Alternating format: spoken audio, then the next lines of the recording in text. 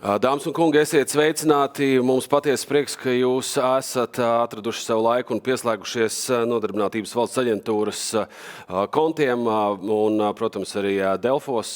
Mēs šodien diskutēsim par un zem virsraksta, kā zaļais kurs ietekmē darba tirgu un darbiniekiem nepieciešamās prasmes. Mēģināsim noskaidrot visu, kas saistās ar zaļajām profesijām, ar zaļo kursu, ko tas daudziem mainīs dzīvē, darba dzīvē, kuriem nāksies pārkvalificēties, kādas jaunas prasmes un iemaņas mums būs jāiegūst.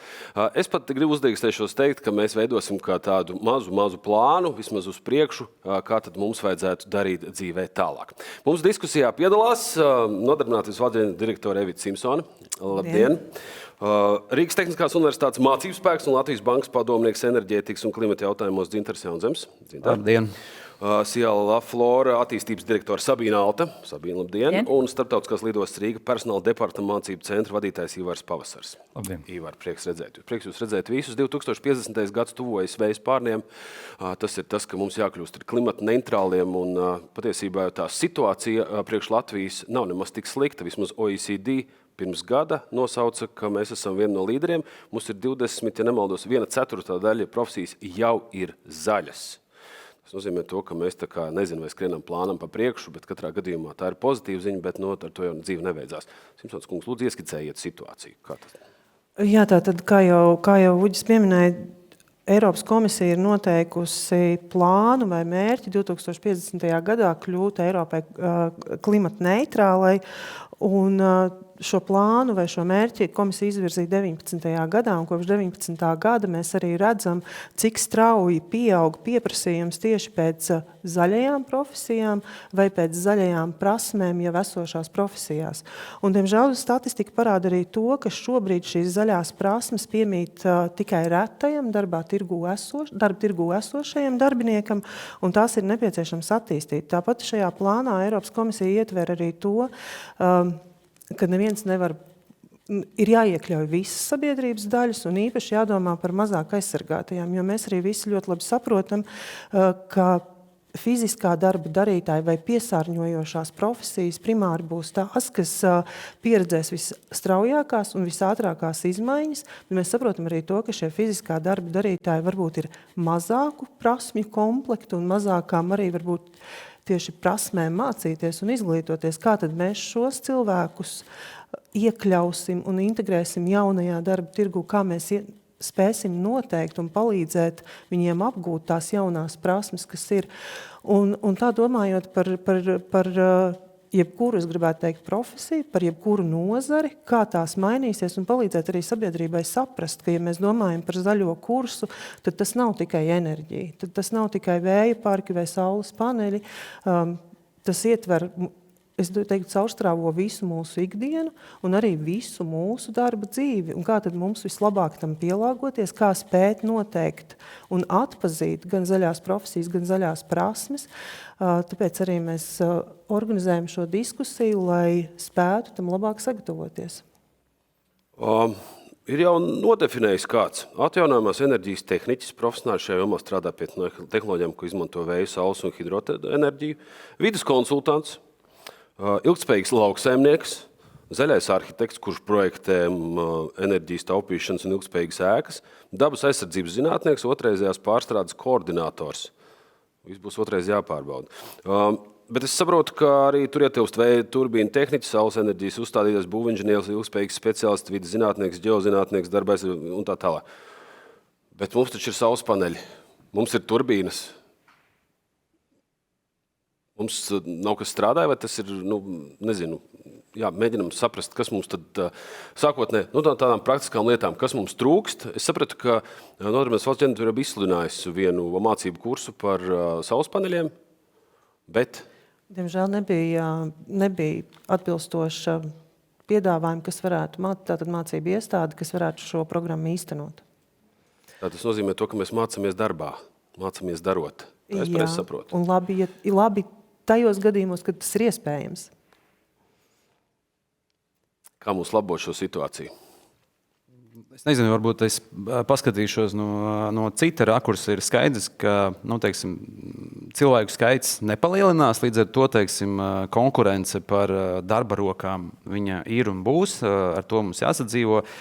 Daļēji šo darbiniekus, protams, mehānisko darbu vai cilvēku roku darbu mēs varam vai nu pilnībā, vai daļai aizstāt ar automātiku, ar robotiem un tā tālāk, bet, protams, paliek šīs profesijas vai darbi, kurus nevar veikt neviens cits kā pats cilvēks. Tie paši saules paneļi, skaidrs, bija nenormāls pieprasījums pēc šiem cilvēkiem, kas var uzlikt.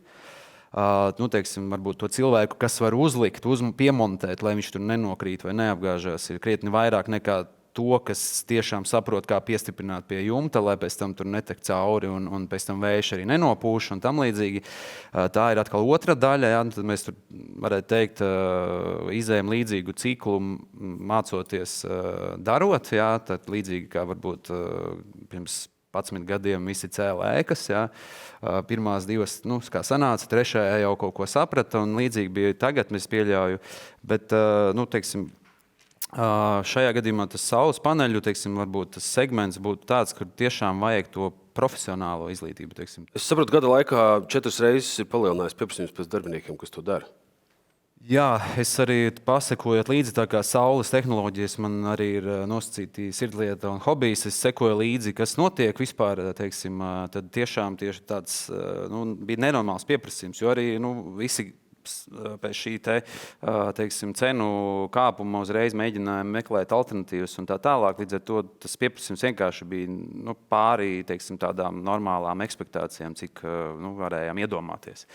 Un, tā ir tā realitāte. Un, man liekas, tas, kas arī nākotnē mūs sagaida, ka ik pa laikam varbūt būs kaut kādi bumi, kad vajag kaut kādus konkrētus speciālistus, kas kaut ko var izdarīt.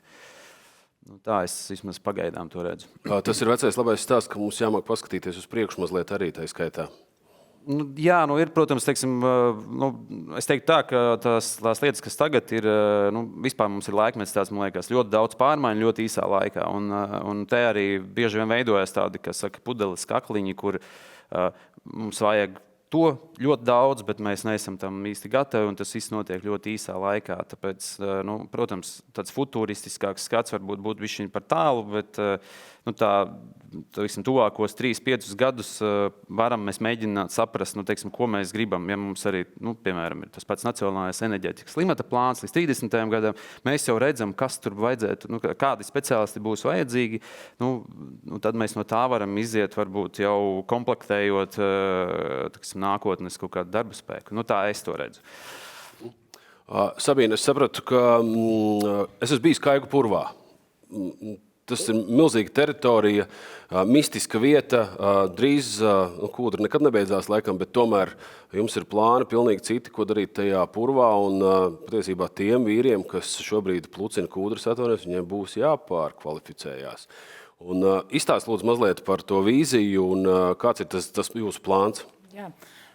Pārstāvot diezgan emisiju ietilpīgu nozari, kas ir kūdras ieguva pārstrāde, un saskaroties jau pēdējos 5 gadus dienā ar jauniem regulējumiem no Eiropas Savienības, mēs esam nedaudz, jāsaka, par laimi bijuši varbūt soli priekšā citām nozarēm, domājot un plānojot, ko mēs darīsim pēc tam. Tas īpašais, kas ir mūsu gadījums, mums šis purvs pieder privāti īpašumā, atšķirībā no citiem varbūt mūsu nozarē strādājušiem, kuri nomā šīs platības, līdz ar to zaļais kurs nāca kopā ar vārdu ilgtspēja, kas mūsu uzņēmumā faktiski jau strādāja pirms tam, jo mums ir jādomā, ko mēs darīsim ar šo purvu pēc kūdras ieguvas.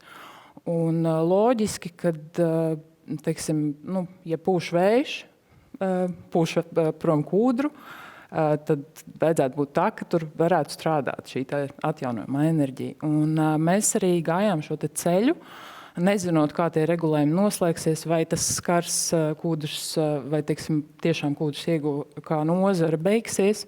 Tāpēc mēs izstrādājam šīs alternatīvas, lai arī mūsu cilvēkiem būtu iespēja pārkvalificēties, un mēs turpinātu kā uzņēmums šo transformāciju citā virzienā. kas ir pirmām kārtām šī te manas pieminētā atjaunojamā enerģija, un arī dārzkopība. Dārzkopība kādā izpratnē, kad šobrīd mēs mūsu kūdrus produktus eksportējam lielākoties, un šo te materiālu izaudzēto citās valstīs vedam pēc tam atpakaļ.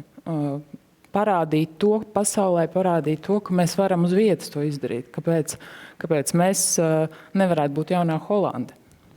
Un šīs ir tās lietas, pie kā mēs esam strādājuši. Viņas atbilst pilnībā zaļiem kursam.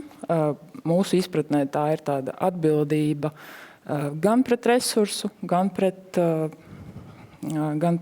darbiniekiem tajā skaitā, kad šie plāni visi tiek pamazītiņām iedzīvināti dzīvē. Protams, kā kolēģis minēja, mēs dzīvojam ļoti ātrā laikā, mums ir jābūt ļoti elastīgiem un jāpiedāvā, teiksim, šīs te kvalifikācijas. Te ir jautājums, vai darba ņēmējs pats ies un meklēs, vai tas būs, teiksim, no vadības augšas norādījums, kad mēs darām tā. Jā, bet Sabīne, tagad tie tiešām, kas brauc varbūt pa to purvu ar traktoru, šobrīd viņi saprot, kā jūs viņu pārkvalificēsiet. Vai viņš saprot, ka viņiem ir kaut kas cits jādara, būs jādara cits, vai jūs viņu iedrošināsiet, un kā notiks tas tīri praktiski? Jums ir plāns? Jā, mums ir plāns šobrīd, teiksim, sākot no departamentu vadītājiem, iepazīstināt ar visu šo te procesu, kuri savukārt pēc tam savus departamentu darbiniekus ievadīs šajā tēmā tālāk. Un, ja mums ir atjaunojama enerģija, mēs faktiski esam vinētāji visās jomās, tajā skaitā elektrotraktors. Ja? Un, teiksim, tā pati siltumnīca, ja viņi ir plānot 15 hektāros, mums ir vajadzīgi vismaz 600 darbinieki. Tas ir 2 reiz vairāk nekā šobrīd. Tā kā tas jau pieprasa, teiksim, jau palielināt darba vietas. Jautājums ir, vai šie cilvēki jau nebūs kaut kur aizdevušies. Tas ir viens. Mēs strādājam reģionos, tas ir jāņem vērā, kuri paliek arvien tukšāki, būsim godīgi. Un varbūt līdzīgi kā tas ir šobrīd kūdras ieguvē, kad, ja mēs strādājam reģionā, tad cilvēki nebrauc uz Angliju strādāt, bet paliek šeit, jo tā ir konkurētspējīga alga, ko viņi saņem, tā ir dzīve uz vietas, viņiem nav jāpamet ģimenes, varbūt līdzīgā veidā mēs noturēsim arī un varbūt atgriezīsim kādu mājās. Bet šajā pārkvalifikācijā, ja cilvēks to pieņems un viņš sapratīs šo spēles noteikumus, ka tagad viņam ir jāmainās, viņam iespējams būs jādara kaut kas cits jau nākamajā nedēļā jau, vai nākamajā mēnesī, vai Nodarbinātības valsts aģentūra tur redz šo sasaisti, kā tas varētu notikt? Es noteikti to redzu.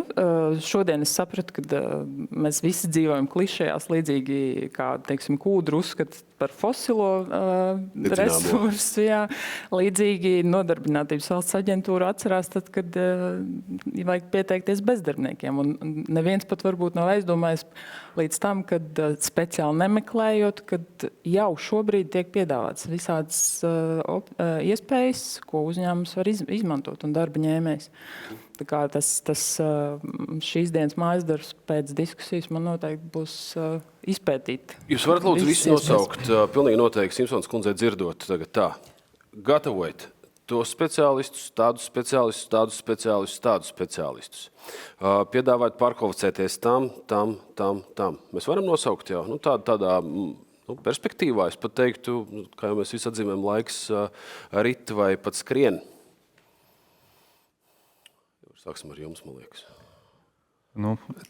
Te es gribētu sākumā papildināt kolēģi sacīto, ka termiņus mēs visi zinām, tātad, ko vēlamies, mēs zinām, bet jautājums, kā to sasniegt, jo šobrīd, teiksim, arī mūsu uzņēmums un arī sabiedrība kopumā tiek informēti, bet, kā mēs zinām, ar informācijas kampaņām nebūs gana, jo, kā mēs visi saprotam, tā ir ilgstoša paradumu maiņa, un to var mainīt tikai sistemātiski mērķtiecīgas apmācības. Un, teiksim, redzot pēc mūsu organizācijas, mēs ļoti piestrādājam pie apmācības satura, un kā lai uzrunātu šīs dažādās paaudzes. Jebkurā uzņēmumā strādā daudz dažādu paudžu pārstāvu, un līdz ar to saturs ir kritiski svarīgs. Un šeit es runāju par dažādām interaktīvām apmācībām, sāksim ar virtuālo realitāti vai ar animācijām tam līdzīgi, jo kamēr darbinieki nesapratīs, ko no viņiem vēlās, ieskaitot arī par vidas lietām, tam nebūs jēgas. Bet atbildot uz jautājumu, teiksim, tādas atsevišķas profesijas, varbūt šajā etapā es nosaukt nevarēšu, bet es saprotu tikai to, ka kādam tas būs jādara, jo to emisijas var samazināt tikai ar tehnoloģiskām metodēm. Tas nebūs tikai ar informēšanu vien. Līdz ar to ir skaidri pārējiem nozarēm jānodefinē konkrēti, kas ir nepieciešams. Un Nodarbinātības valsts aģentūra, es domāju, tieši būtu tā institūcija, kas to varētu vadīt. Es varbūt varu pateikt, ka mēs gan varam nosaukt jau šobrīd, ko mums vajadzētu un ko mums prasa pārēj šī zaļā. Viens kurs, ko jau es pat esmu izgājusi pie kolēģa RTU, tie ir vidas inženieru zinātne, ko ļoti, man liekas, praktiski veiksmīgi var izdarīt. Protams, tas ir jautājums par laiku, tas ir ārpus darba laika, tas ir nosacīti laiks ar ģimeni. Tas ir augstu motivāts ieguldījums sevī. Jā, augstu motivāts ieguldījums sevī, un tur noteikti vajag, teiksim, tādu pašsuģestīs kaut kādu drusciņu māneklīti, lai noturētu sevi. Ja. Rāmjos, jo darba laiks tāpatās paņem, teiksim, lielu smadzeņu daļu. Ja. Tātad mūsu gadījumā tie ir speciālisti atjaunojamās enerģētikas sektorā, lai mums nebūtu šie speciālisti jāsauc no ārzemēm, kur tādi ir. Tas ir, ko viņš praktiski dara? Tur man noteikti jāpakonsultējas ar kolēģiem RTU, bet praktiski uzstādīšana, kontrolē, teiksim, visas tās lietas, kas saistās ar to, lai profesionālās ievirzes speciālists, es teiktu tā. Tas nav vadītājs, bet viņš ir profesionāli, tad viņš saprot, kas tas ir. Otrs, viņš arī pats var kaut ko darīt, ja tur nepieciešams. Labi, mēs paliekam pie šī, bet respektīvi tas ir tāds, to cilvēks noteikti mācās pie jums RTU, viņš var iziet šo kursu visādi citādi. Vai jūs redzat, kura specialitāte, kurai būs jāpārkvalificējās, vai no kuras ir iespējams pārkvalificēties uz šo, ko jūs tikko izstāstījāt? To varētu Nodarbinātības valsts aģentūra arī veikt manā skatījumā, kad tev tā pārkvalifikācija ir. Man liekas tā, ka ir mūžu mācies, mūžu dzīvo un atkal mācies. Ja, tad drīzāk es pat neteiktu, kaut kāda speciāla profesija nav svarīga īstenībā. Kāda tev viņam bija 20 gadi atpakaļ, ir vajadzīgs, ka tev ir, tu redzi, kā mainās darba tirgus. Tu saproti, ka tas varbūt arī man interesē, un tas ir svarīgi, un tad mēs tur varam aiziet tālāk līdz filozofijai par to, ko tad es atstāšu saviem bērniem, ja es neko šodien nedarīšu. Bet varbūt tā praktiski tad par tādām, ko es teicu, tad man liekas, ka ļoti daudz būs vajadzība pēc tādas tiešām profesionālas ievirzes, tādiem speciālistiem, kas ir, kas saprot drēbi, ļoti vienkāršoti runājot, kā jau teicu, to saules paneli viņš var uzlikt, varu arī neuzlikt, bet vajag uzlikt viņu atbilstoši pareizi, lai tur, sniegs nekrātos un jumts būtu vesels, un tad viņš tur nenokristu, pēc 5 metriem sekundē vēja un tā tālāk. Tad tas ir tas meistars, tā es viņu varētu nosaukt. Bet tās spektrs patiesībā, ir tā saucamā STEM izglītības joma, ja tad latviskojot, tad tas ir zinātne, tehnoloģijas, inženiera, zinātne pētniecība patiesībā, inženieru zinātnes un matemātika. Tas varētu teikt, tas lielā grupa, un tur es redzētu, ka tas profesionālais darba spēks, viņš ir. Bet viena problēma ar to profesionālo darba spēku, bieži vien viņš ir visgrūtāk aizsniedzamais. Ja, es pats esmu arī montējis saules siltumsistēmas, skrūvējis un spiedienus pārbaudījis, un tad tur visādi, praktiski priekš sevis, ja. Un arī apkures sistēmas, bet man jau, man nevajag vairs nosacīt pārbūvēt, ja, es saprotu, uz kurien iet pasaule un kā mēs redzam lietas, bet tā problēma ir tie grūti aizsniedzami, es teiktu, meistari, ja, kuri, viņš 20 gadus darīja to pašu, un šodien viņš dara to pašu, un viņš labprāt darītu arī 20 gadus vēl uz priekšu, bet, diemžēl, tā vairs tas nestrādās. Nu, tad vajag kaut kā atrast. Nu, tur ir jautājums ar sociāla antropologiem, psihologiem. Es nezinu, kā viņus aizķert. Kā viņus motivēt, mainīties, mainīt to, ka tas ir. Bet vienā brīdī viņš var vienkārši saprast, ka jūs atsakaties kā darba ņēmējs no viņu pakalpojumiem, kā tādiem Sabīne. Piedod, paturpin tās profesijas. Jā, es varbūt pie šī paša piemetināšu, kad faktiski šobrīd sanāk, ka tas ir, teiksim, nav nekādas vadības no augšas, ko nozarēm vajadzētu vai vajadzēs. Tas ir tātad pirmkārt būtu vajadzīga katrā nozarē šī stratēģija. Ar Nacionālo klimata enerģētikas plānu būs pa mazu, jo viņš ir tikai līdz 30. gadam. Līdz ar to, teiksim, nozarēm noteikti būtu jāinicē pašām, ka tādi plāni ir vajadzīgi, lai saprastu, kas tad būs tās profesijas šajās jomās, kas ir jādara. Nākamais šajā momentā, kā es to redzu, tas pirmām kārtām ir uzņēmuma līmenis. Uzņēmumiem pašiem ir jāsaprot un jāpielāgojas. Tur neko neizdarīsi. Un viņiem ir jāuzstāda, teiksim, līdzinējais iekrāvēja braucējs, ko viņš darīs tālāk, vai kāda kvalifikācija viņam ir vajadzīga. Varbūt viņam ir vajadzīga apmācība ar elektroiekrāvēju, vai kaut kas tam līdzīgs. Ja. Mūsu jomā, mūsu nozarē noteikti viena no svarīgākajām kvalifikācijām, ko šobrīd vajadzētu, un pie kuras mēs jau īstenībā nedaudz arī strādājam saistībā ar taisnīgās pārkārtošanās mehānismu. Tas ir vēl viens aspekts, lai tas notiktu arī taisnīgi. Jā, tas ir rekultivācijas speciālists. Un mēs viņu paplašinājām ne tikai kūdras ieguvē, bet arī visās zemes dzīvēs. Mums tie dabas resursi ir vairāk, ko mēs iegūstam Latvijā. Kas notiek pēc tam ar šo vietu? Un tur jau Sabīne, piemēram, ar izstrādātu karjeru, ja, piemēram? Jā, tieši tā. Atbilstoši katrai šai dabas resursu īpašībām. Un, teiksim, šis speciālists faktiski viņš jau nāk no mūsu pašu vides. Ja? Tas ir cilvēks, kurš pazīst purvu, pazīst kūdru, pazīst šo drēbi, plus tās varētu būt kaut kādas papildu ģeologa iemaņas, teiksim, arī dārzkopības iemaņas, ko tad audzēt, ko mēs varam tur izdarīt. Tās ir, es redzu šeit ļoti, ļoti liels perspektīvas, jo rekultivācija būs vajadzīga turpmākos gadus emisiju samazināšanas nolūkā visas valsts mērogā.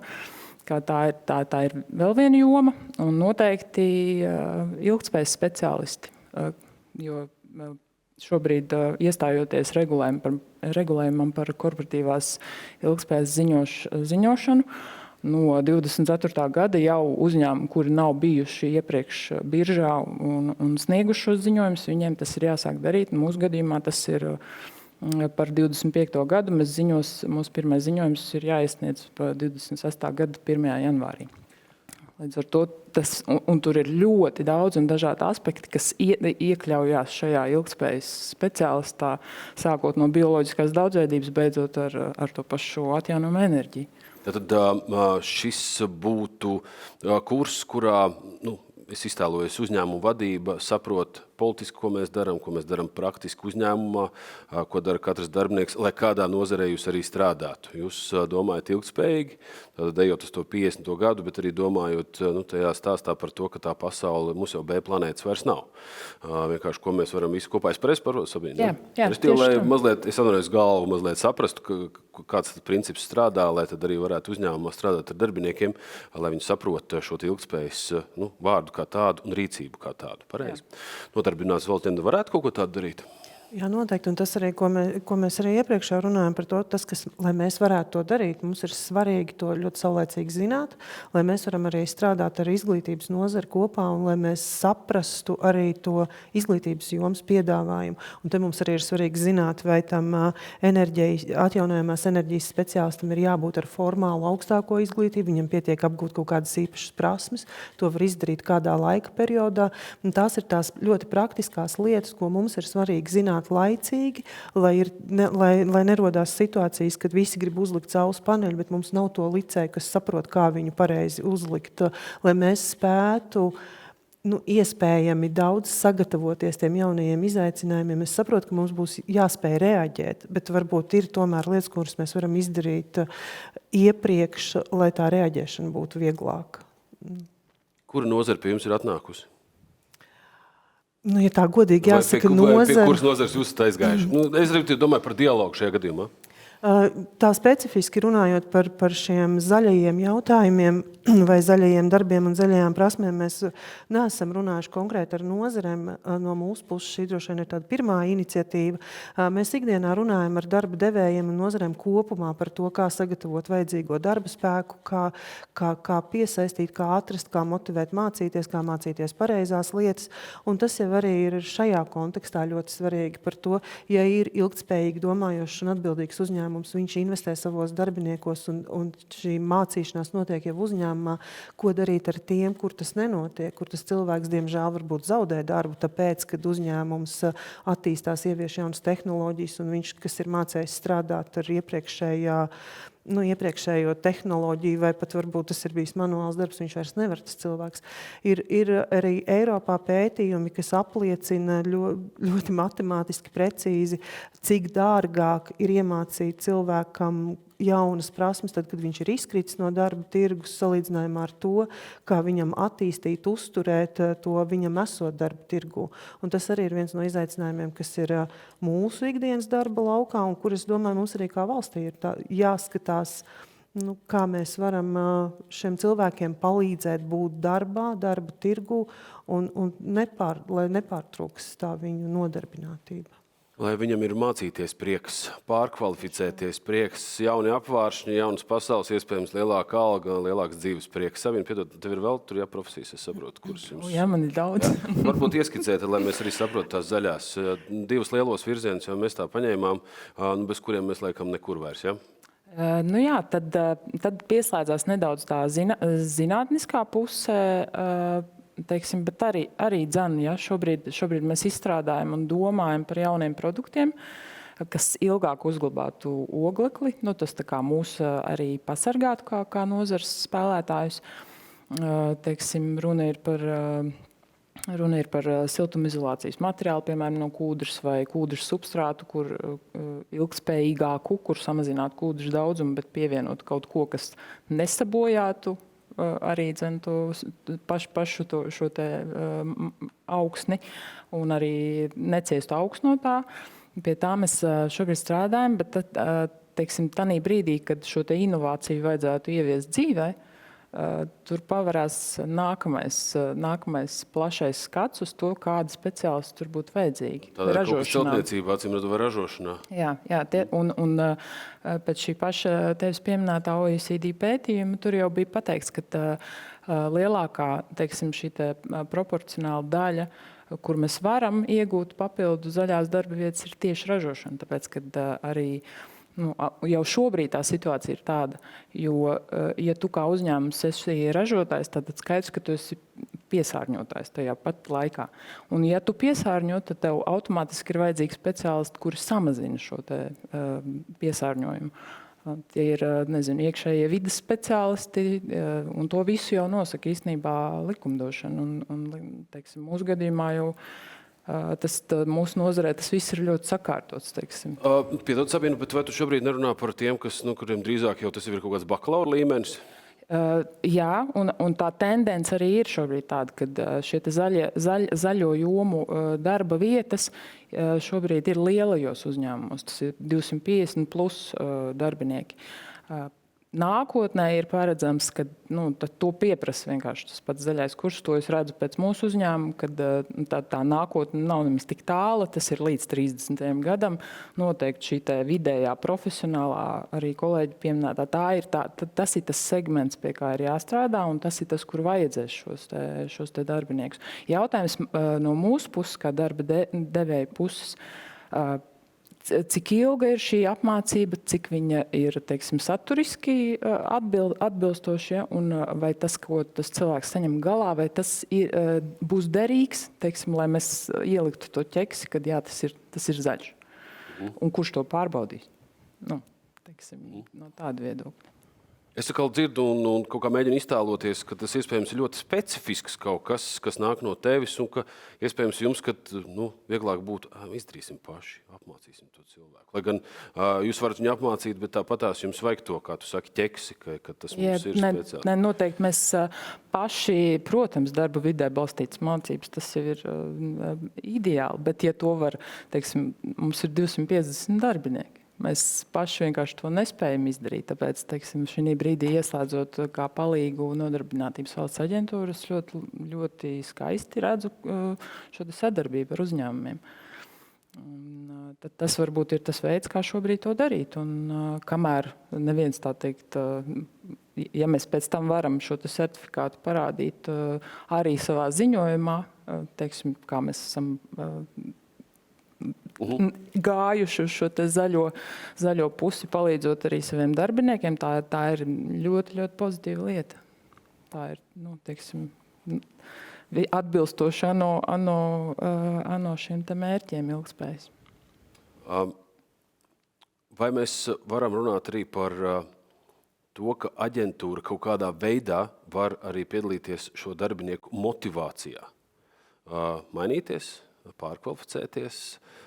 Vai mēs varam runāt par to, ka valsts aģentūra arī varētu būt kaut kādā veidā iesaistīta, lai dabūtu tos, kas iespējams ilgstoši ir bez darba, un tur ielikt viņus tajā jaunajā stāstā?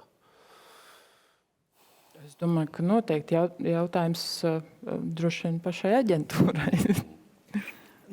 Jā, un tas jau ir arī tas, ko mēs darām, un arī kopumā tā sabiedrības informētības paaugstināšana par to un izpratnes veidošana, tas arī ir viens no tiem galvenajiem aspektiem, uz ko mums visiem kopā ir jāstrādā.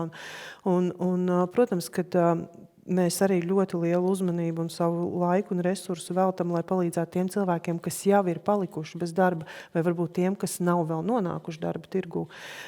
Bet arī runājot par to, tā arī ir jau tāda reaģēšana uz notikušu situāciju, bet svarīgi arī no mūsu perspektīvas ir, lai mēs palīdzētu tiem cilvēkiem nekļūt par mūsu tādiem reģistrētiem klientiem, lai mēs sadarbojoties ar darba devējiem, ar uzņēmumiem, varētu palīdzēt un novērst iespējams bezdarba gadījumus.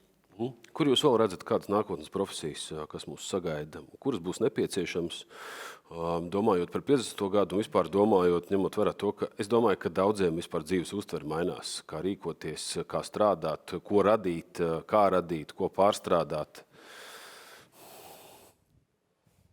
Tā, ja es varu sākt, vismaz varbūt, tas 50. gads tiešām nav tālu patiesībā, un man liekas, ka man jau gribās ticēt, ka nevajag vadīties pēc datuma, vajag vadīties pēc domāšanas maiņas, kā tādas. Jā. Tam es varu piekrist arī, jā, bet, teiksim, mums ir, jebkurā gadījumā, tur, kā Eiropai, ir šīs 50. gads, un kas saka, ja teiksim, nav tie mērķi vai nav ambīcija, tad arī, pēc tam neseko nekāda darbība. Līdz ar to, teiksim, tas mērķis ir baigi labi, ka viņš tur ir. Es teiktu tā. Bet par tām profesijām, es joprojām domāšu, ka manā uztverē lielākā profesiju daļa būs tieši saistīta ar to pašu STEM, ko es jau teicu. Man tāda iekšā, lai arī neskatoties to, ka es arī pats esmu nosacīts no STEM, tas nav, teiksim, kaut kā domāts. Mana mīlestība. Jā, vienkārši es tā to redzu, tāpēc, ka tieši tās sega emisiju mazināšanas lietas un viss būs saistīts ar šiem inženiertehniskiem jautājumiem. Mikro līmenī, makro līmenī, skatāmies, kā gribam. Tajā pašā laikā, protams, būs svarīgi arī cilvēka labklājība, visas pārējās, visas sociālās zinātnes, teiksim, arī vajadzēs tāpat, mums būs sešiem jāsaprot, ko tad es domāju savā galvā vai kaut kā tā, un veselība un izglītības sistēma kā tāda. Bet es teiktu tā, ka tas virziens iet uz to, ka mēs vairāk ieejam tādā tehnoloģiju stāstā.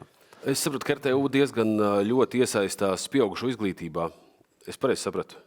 Teiksim, tieši konkrēti mūsu institūts, jā, mēs esam nosacīti, mēs esam sapratuši, ka tas ir svarīgi šo teiksim, klimata jautājumu, atjaunojumu energoresursu, vides aizsardzības un tā tālāk, to tādu stāstu pastāstīt tieši tādā vienkāršotā valodā uz āru. Nevis, ka nāk studenti pie mums, bet mēs vienkārši uztaisām publisko kursu, kur tādā, teiksim, ne ļoti padziļinātā veidā mēs izstāstam tās galvenās lietas, teiksim, un attiecīgi Reku kolēģi arī ir piedalījusies, ļoti patīkami pirms 2 gadiem, un tad teiksim, ļauj mazliet saprast vairāk. Pati universitāte, protams, vairāk ir, teiksim, tas fokus jau ir studējošajiem, bet, manuprāt, studēt Labi, bet tagad tu pašitini savu pieredzi un saproti, šo kursu mēs mierīgi varētu atdot Nodarbinātības valsts aģentūrai. Lai viņi dara, tas ir pieprasīts, mums ir pietiekami daudz atbalsts, mums pietiek studenti, šo viņi varētu darīt. Jā, bet atkal tur ir viena nianse, teiksim, ir dažādas nozares. Jā, teiksim, katrai nozarei kaut kāda specifika. Mēs iedodam tādu, teiksim, to globālo varbūt skatu, un tur, teiksim, vajadzīga kaut kāda specifiskāka lieta, ja mēs tur ejam jau konkrēti pa nozarēm vai apakšnozarēm. Pat, tur, nezinu, apstrādes rūpniecība, pārtikas apakšnozare atšķirsies no cementa ražotnes. Jā, teiksim, tur, teiksim, ir citas tās nianses, bet kā sākuma punktu noteikti tas, manuprāt, nav slikti jebkuram cilvēkam paplašināt savu rezultātu. Es gribētu teikt, ka mēs pat negribētu, lai mums atdod. Mēs gribētu, lai mēs sadarbojamies, un ja mēs redzam, ka vajag tieši šīs prasmes apgūt, ka mums ir tā sadarbība attīstīt tik tālu, ka mēs varam nosūtīt mūsu klientus vai ieteikt vērsties vai tādā veidā to sadarbību vairāk veidot nekā pārņemt kaut ko, jo mēs noteikti negribam kļūt par izglītības iestādi. Jā, bet tur kaut kāda tā sadarbība, par ko mēs visu laiku arī runājam, pēc idejas, ka tur jau ir konkrētas lietas jau. Tad mēs redzam, ka mums vajag reku nāk, mūsu kurs pilns vienmēr, un mēs kaut kā varam sadarboties citā līmenī iespējams, vai citā veidā, tīri praktiski. Jā. Bet, teiksim, mans varbūt tāds redzējums un tā sajūta citreiz ir tā, ka, teiksim, liela, jautājums, kam cilvēks tic vai uzticās? Teiksim, ja es nāku kā dzintars vai es nāku kā RTU mācību spēks. Teiksim, ir divas, es pieļauju, ka uz mani skatītos divās dažādās teiksim, skatu pozīcijās. Jo, ja teiksim, stāsta kaut kādas lietas, kuras varbūt mums jau nekas tā nenotiek, tur nezinu, klimata pārmaiņas mūs neskar, un tad cilvēkam uzreiz, jūs jau tur tādi reliģiju sludināt, ja pat, teiksim, ministrs var pateikt, ka tā reliģija savā ziņā un bijušais. Tad, teiksim, tad tas jautājums, un vai mēs, teiksim, kā mēs to uztveram, un vai mēs uzticamies tam, kas kaut ko stāsta, ja, teiksim, man tādā ziņā patīk inženierzinātnes, kur tomēr ir diezgan precīzi, skaidri, teiksim, ja tās ir 3 kilostundas, un mēs esam nomērījuši, tad tur ir 3 kilostundas, un tāpat arī, es nezinu, termodinamikas likumi strādā visur, un tā kā, tā. Pagaidiet, tagad, manuprāt, tu kaut kur aizspēri soli pa labi, pasakot, netieši, ka Nodarbinātības valsts aģentūra, tur īsti nevajag. Mēs te nosaksim to lauku par tiem precīziem mērījumiem. Nē, es vairāk par to, ka vispār cilvēku, kam viņi tic, tad mums jāsaprot. Un tāpēc es runāju par tiem grūti aizsniedzamajiem, teiksim, vai esošajā darbiniekiem, vai tie, kas ir bezdarbnieki, tad kā viņus, kā aizklauvēties līdz viņiem, teiksim, saprast, kā viņi tur, ko viņi reaģē, ko viņi domā. Protams, iespējams, ka tur daļa ir, zuduši, jā, es teikšu tā. Tur, acīm redzot, pašvaldības jāpieslēdz sociālais dienests, jāsaprot, kur tas cilvēks ir, ko viņš dara. Iespējams, kādas viņam ir bijušas prasmes, un viņam piedāvāt konkrēti, mums te ir viens tāds labs kurs, tad tas mums ir vajadzīgs, tev ir bijušas tādas prasmes, dzīvē es to darījis, labi darījis, ka varbūt mums ir jāpārkvalificējas, bet tā ir atkal individuāla pieeja. Un vai mums ir tam resursi? Tas resurs varētu būt mūsu pusē, jo individuāli pieeja mūsu klientiem, tas ir tas, uz ko mēs strādājam un nodrošinam. Un tur arī ir svarīgs tas aspekts, ka tam cilvēkam ir iegūtas prasmes, bet viņas neuzturot un neattīstot, viņas vienā brīdī vairs nav izmantojams. Un tajā brīdī ir vajadzīgs gan motivācija, gan, nezinu, arī iespējams psiholoģisks atbalsts un viss, lai tas cilvēks noticētu tam, ka viņš joprojām var iemācīties jaunas prasmes un viņš joprojām var būt pilnvērtīgs darba tirgus loceklis. Tas ir arī viens no lieliem izaicinājumiem. Jums ir jānomotivē. Es pats esmu mācījies dārzkopību un es saprotu, ka to, ko man mācīja pirms 15 gadiem, tā kā vairāk laikam nevajadzētu dzīvē pielietot ar atsevišķiem izņēmumiem. Tad, ja Sabīnai vajag dārznieku, kurš kops tomātus tagad kavas purvā, tad, acīm redzot, ja mēs zinām, ka tas cilvēks kādreiz ir strādājis dārzkopībā, ka viņam kaut kāda sajēga ir, tad mums ir jāizklauvējas līdz viņam. Tieši tā, un tad ir zvans no mūsu uzņēmuma nodarbinātības valsts aģentūrai, vai jums ir tāds speciālists, un tad uzreiz ir programma pārkvalifikācija. Es redzu, ka tas ļoti labi strādā, jo protams, kad arī neizslēdzot šo te augstāko izglītību kā tādu vispār, protams, bet mums ir jāņem vērā tas, ka cilvēkam ir jābūt ļoti lielai motivācijai, lai viņš, pēc 30, 40 gadiem ietu uz augstskolu, un daudz vieglāk šī gadījumā ir, tā elastība ir lielāka, ja tev ir tādi kursi, un tu zini, ka tev būs pēc tam darbs.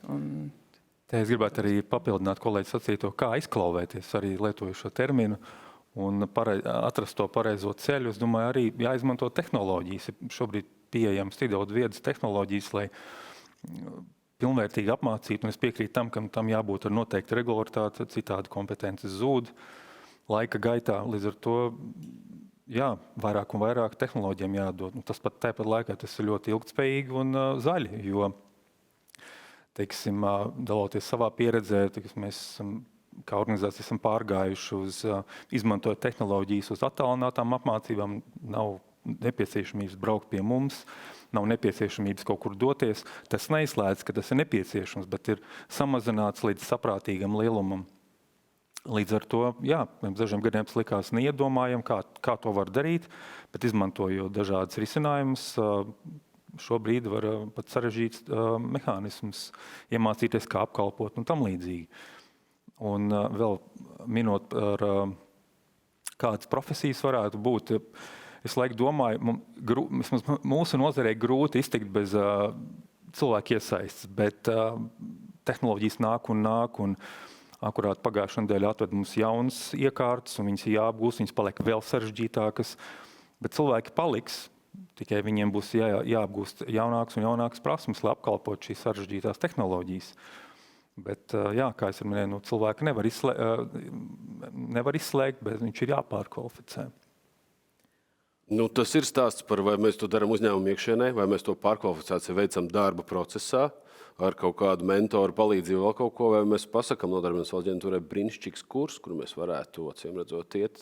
Tas ir populārās profesijas, kurām ir pieprasījums liels un visādi citādi. Bet pilnīgi noteikti, ko es redzu, par ko arī Sabīne ieminējās, es tagad mēģināšu tā vienkāršot, ka, manuprāt, katrā uzņēmumā līdzīgi, kā, piemēram, darba aizsardzības speciālists ir, piemēram, tur vajag arī ilgtspējas speciālistu, kurš tad arī kaut kādas lietas kārto un kur arī saprot, kuram vajag pārkvalificēties vai vēl otrādāk. Un šis būtu tāds nozars, viens tāds, kas varētu turēt to pulsu uzņēmumā pie rokas un domāt, saprast, kā mēs attīstamies tālāk, ņemot vērā 2050. Gadu emisijas nulle vai vēl kaut kā. Ok, labi, paldies. Kurš paturpinās vēl par profesijām? Mūsu nozarē arī saistībā ar rekultivāciju es redzu vēl vienu tādu, principā jau eksistējušu, bet kur varētu būt šī kaut kāda augstāka kvalifikācija šobrīd. Tas ir eko pakalpojumu speciālisti.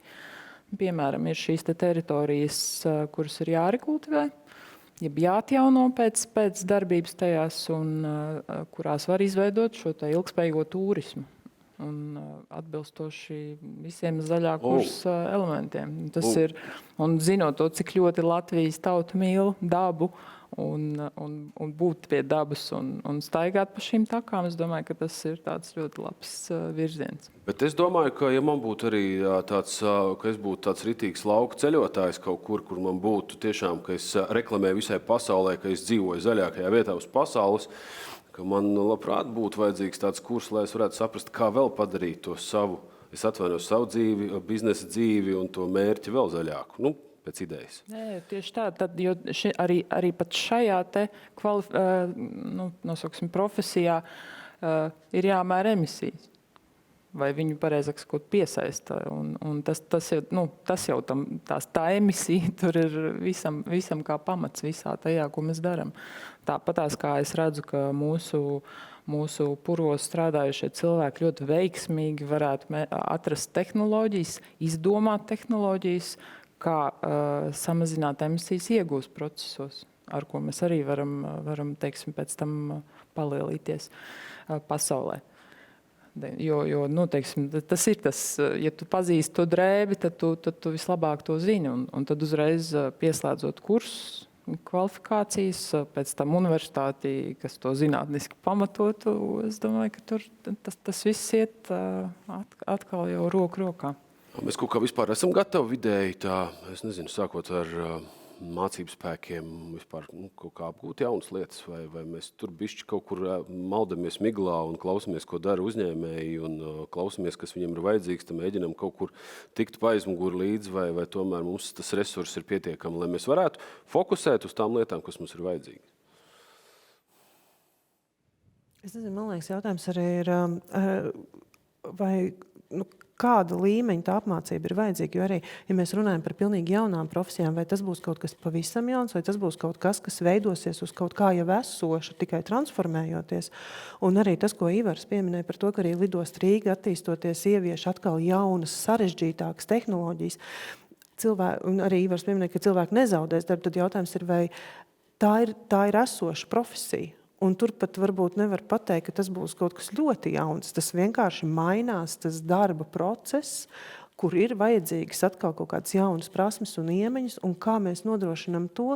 Un arī, mēs arī varam atbalstīt tajā, ja to apmācību var nodrošināt no visa satura un tā viedokļa uzņēmumā, tad mēs varam vismaz ar finansiālu atbalstu pieslēgties un atbalstīt tās situācijas nereti.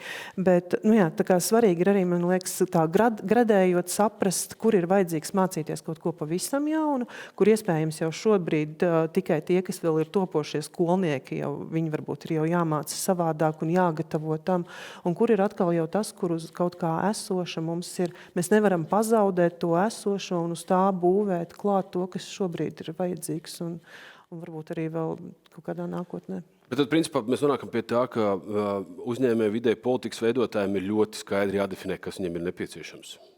Pēc idejas ļoti skaidri jānodefinē un tad jāsaprot, vai nodarbinātības valsts aģentūra var palīdzēt vai nevar palīdzēt. Vai mēs spējam nodrošināt, un vēl labāk būtu, vecais labais stāsts, ja mēs redzētu, 10 gadus uz priekšu, ko mums vajadzēs. Tas būtu ideāli. Mēs varam kaut ko, es nezinu, jūs varat nosaukt 3 lietas, kas obligāti būs nepieciešams. Es jau domāju, ka nodarbinātības valsts aģentūra varētu veidot kursu cilvēkiem, kuriem ir iespējams pedagoģiski ievirzi, kā mācīties. Un starp citu, tas bija tad, kad šīs diskusijas kļuva arvien aktuālākas arī globālā mērogā un arī Eiropas mērogā, un mēs kā nodarbinātības dienesti visā Eiropā ļoti cieši sadarbojamies. Un, ja nemaldos, tas bija vai 2018. vai 2019. gads, kad runājot par šiem digitālās transformācijas un automatizācijas izaicinājumiem, mēs vēl vairāk iespējams bijām visi nobijušies un neziņā, ko tas nesīs un kādas tad būs gan tās profesijas un prasmes.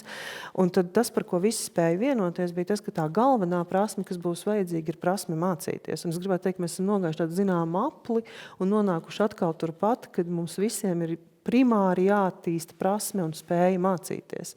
Jo iespējams mēs nezinām, ko mums vajadzēs mācīties, varbūt nākamgad vai pat vēl ātrākā perspektīvā. Atkal tās biedējošā, atkal mums jāmācās, ir atkal jāļauj man elpot normāli, iet uz darbu, atkal jāmācās, visu laiku jāmācās. Mūža izglītība tagad ir ikdienas sastāvdaļa. Tas ir tieši, ka mainās, kā mēs runājam par tehnoloģijām, un es uzskatu, ka vispieprasītākā būs tehnoloģija visāda profesija. Pat nevar nosaukt vienu atsevišķu, jo ienākot vairāk un vairāk mākslīgam intelektam būs nepieciešams tādas prasmes, kuras šobrīd reti kurš pārzina.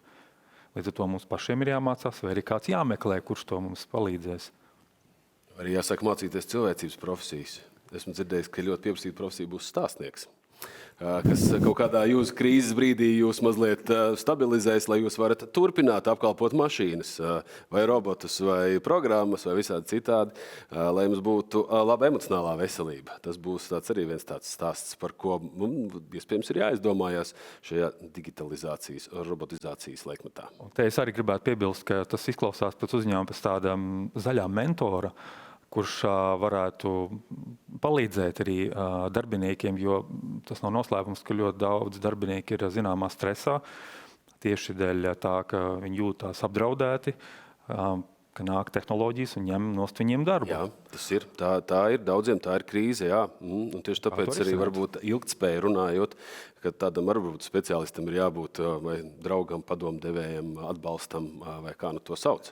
Tieši gribēju pateikt, teiksim, ja mēs runājam zaļais teiksim, uzņēmējs vai tam līdzīgi, tad patiesībā tā ir ilgspējīgs uzņēmums ir tas, kas arī skatās tieši tā, kā tas darbinieks jūtās. Tāda būtu tam jābūt. Lai arī es nāku no inženieru zinātņu puses, tad tas, teiksim, kur visu rēķinam, aprēķinam, mēram, izmēram un atkal to visu daram no jauna, tad šis te ilgspējīgas aspekts, kas ir cilvēka labbūtība, tas ir svarīgi, teiksim, lai viņš jūtās labi darbā, lai viņš jūtās novērtēts un tam līdzīgi. Tā kā ilgspēja bez cilvēcīguma īsti nebūs. Tas darbs personāla daļai, ja mēs tā standartizēt pieejam tam stāstam, lai arī, kas arī varētu motivēt cilvēku iet pārkvalificēties, kas varētu iet turpināt attīstīt sevi, turpināt mācīties tajā novirzienā, kas jums ir vajadzīgs, vai tās jaunās prasmes, zināšanas, kas jums tajā brīdī vai pēc 5 gadiem būs jau nepieciešams. Nosauksiet katras 3 nākotnes profesijas uz atvadām.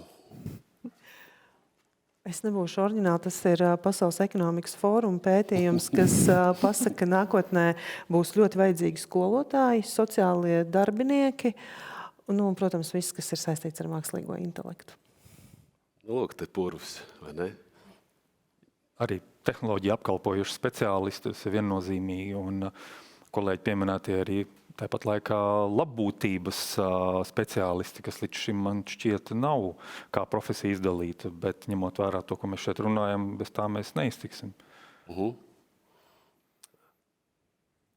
Es palieku beigās. Man nav laikam tādas profesijas, teiktu, varbūt tie klāsteri vai puduri, latviskojot, teiksim, tā kā jau teicu, tas STEM, protams, pēc tam ir viss, teiksim, bloks ar, kas viņas skaitītos sociālās un tās humanitārās nozares, teiksim, kas palīdz to līdzsvaru noturēt starp tehnoloģijām, nosacīti un cilvēcīgumu. Savīna? Es palieku pie rekultivācijas speciālistiem, jo mums ir daudz platību zemes, kas ir jāatjauno un kur ir jābūt, teiksim, dažādos novirzienos pat varbūt. Un tajā pat laikā pieturoties pie tā, kad, ja es domāju par to, ko varētu mūsu darbinieki caur Nodarbinātības valsts aģentūru šo te vidējo profesionālo līmeni, tad ilgspējas speciālisti arī dažādās formās, teiksim, kolēģi pieminētā labbūtība, tas jau faktiski iekļaujās šajā te ziņojumā kā mērījums, un noteikti šī te sadaļa, ko mēs arī jau vairākas reizes runājam, kura ir jāizsniedz, tā ir šo te procesu, tehnoloģisko procesu, teiksim, pārveides speciālisti, kuri tad arī tajā vidējā profesionālā līmenī arī varēs turpināt strādāt. Un vēl ironija ir tajā, ka daudz profesijas tā arī paliks traktorists vai kā mums ir lidmašīna iztomējis, bet tā ierīce būs absolūti savādāk, tā saturiski būs 100% savādāk, bet viņš sauksies kā šobrīd, bet tā iekārta nebūs uz dīzeļdarbinām, bet elektriskā. Tas ir tas stāsts, ka mēs noformulējam savu domu, ka mums traktorists Jānis ir jāpārkvalificē no dīzeļtraktoru uz elektrotraktoru. Mēs dodam ziņu Nodarbinātības valsts aģentūrai, kad jums sāk šis kurs. Viņi saka, no 15. septembra, tas ir 2 nedēļu kurs, un Jānis atbrauc jau citā kvalitātē, jau citādāk, un mēs esam patiesībā realizējuši to domu, kas ir neizbēgama, ka zaļais kurs caurvīja visas profesijas. Bet pilnīgi skaidrs ir viens, ka es ļoti lūdzu visus uzņēmējus, visus vizionārus, lai kas arī jūs būtu, ja jūs saprotat, ka kāds man var palīdzēt, tad ir ļoti rūpīgi jānosprauž mērķis, jānoraksturo, kas jums ir nepieciešams, un es piekrītu arī kādā līmenī. Lai tad Nodarbinātības valsts aģentūra saprot, mēs to varam realizēt vai kā mēs varam sadarboties, lai mēs to realizējam, bet acīm redzot, mēs nonākam pie tā, ka mums ir jāveido vienkārši dialogs, kaut vai praktisks un konstruktīvs. par to tad arī darām. Un es domāju, ka tad jau mums arī būs tie speciālisti, lai mēs domātu un mainītu domāšanu par savu ikdienu, kā mēs darām. Jo, kā jau atzīmējām, zaļais kurs ir cauri mums ne tikai darba dzīvē, bet jau arī dzīvē. Paldies jums vēlreiz saku. Nodarbinātības valsts ģenerāla direktore Evita Simpsone. Paldies. Rīgas Tehniskās universitātes mācību spēks un Latvijas bankas padomnieks enerģētikas un klimata jautājumos Dzintars Jaunzems. Paldies, Dzintar. Sijā La Flora attīstības direktors Sabīna Alta. Paldies. Un Starptautiskās lidosta Rīga personāla departamentu mācību centra vadītājs Ivars Pavasars. Paldies, Ivar. Paldies, ka veltījāt savu laiku. Es ceru, ka tas jums bija kaut kur mazliet noderīgi, lai paskatītos pāris soļus uz priekšu. Un, ja jums tiešām ir kaut kas vaicājums, ir kāds priekšlikums, jūs dariet mums to zinām. Paldies, ka skatījāties uz tikšanos.